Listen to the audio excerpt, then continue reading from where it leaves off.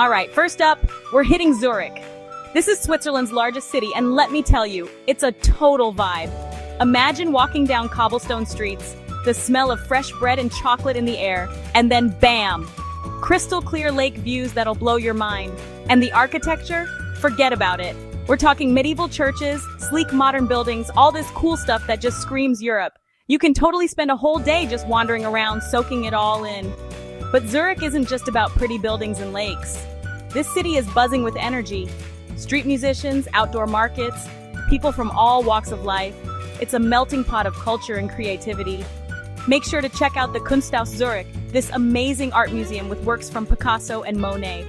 And if you're feeling fancy, take a stroll down Bahnhofstrasse, Zurich's answer to Rodeo Drive. But for real, one of the coolest things about Zurich is how easy it is to escape the city and find yourself surrounded by nature. I'm talking about hopping on a ferry and cruising across Lake Zurich surrounded by mountains. It's the perfect way to clear your head and just appreciate the beauty of this country.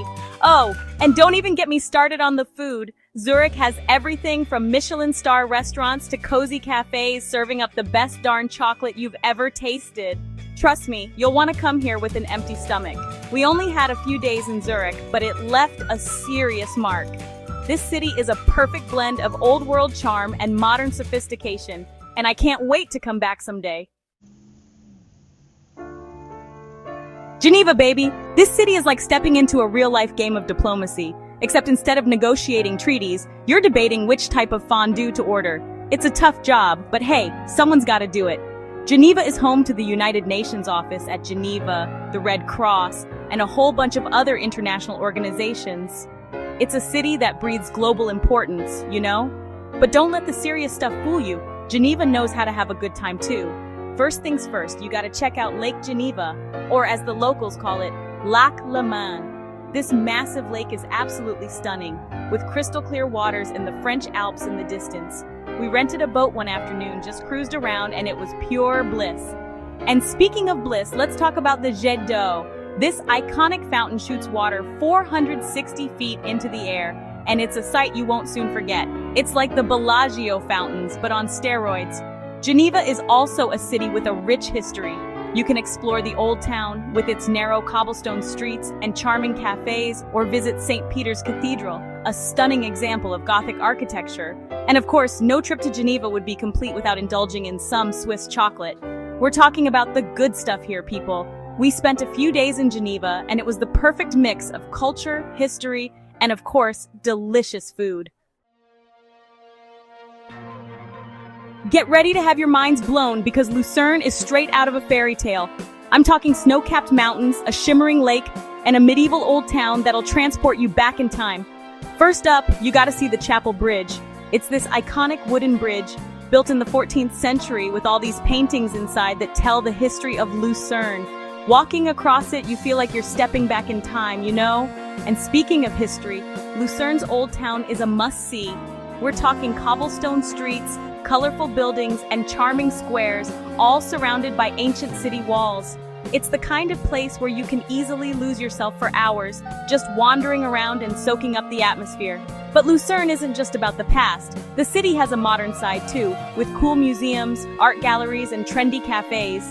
And if you're looking for adventure, you can take a cable car up to Mount Pilatus or Mount Rigi for some seriously epic views.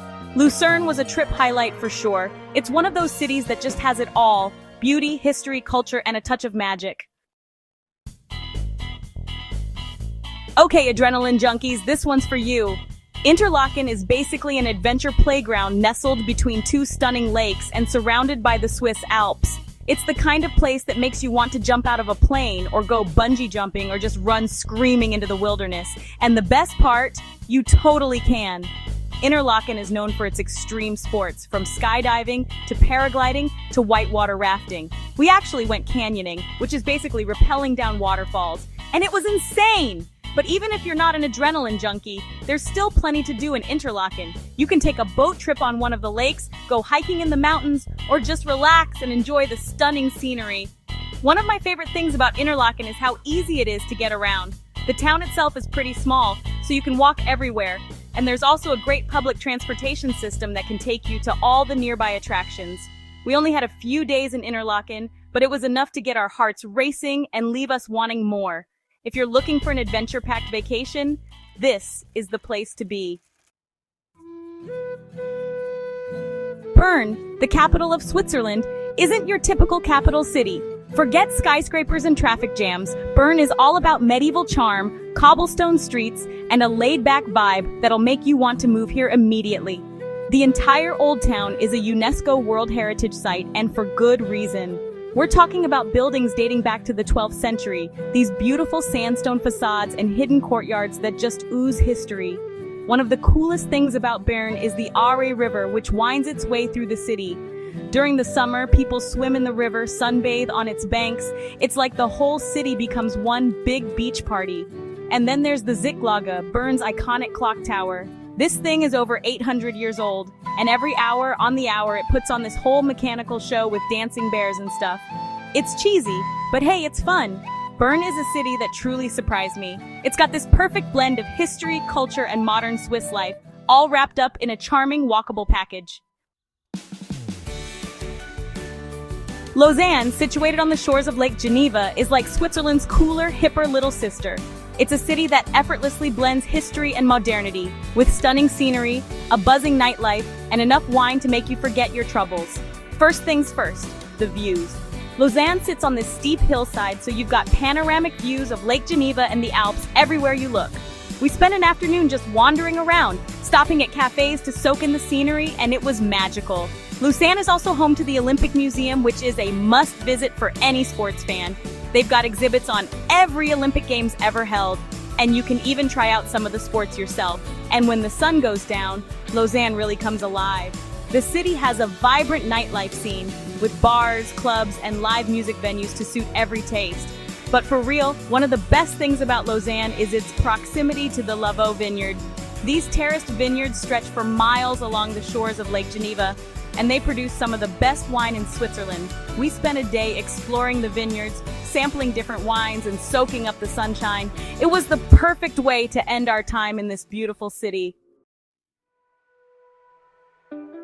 Last but not least, we arrive at Zermatt, a town that needs no introduction. This is it, folks, the home of the Matterhorn, the most iconic mountain in the world. Seriously, this mountain is so famous, it's on Toblerone bars.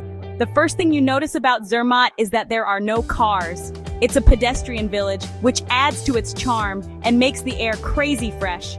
To get around, you either walk, take an electric bus, or hire a horse-drawn carriage. The main attraction here is obviously the Matterhorn, and let me tell you, it does not disappoint. We took the Gornergratbahn, a cogwheel railway, up to the top of the mountain, and the views were just out of this world. But Zermatt isn't just about the Matterhorn. There are tons of other mountains to explore, miles of hiking trails, and in the winter, it's a world-renowned ski resort.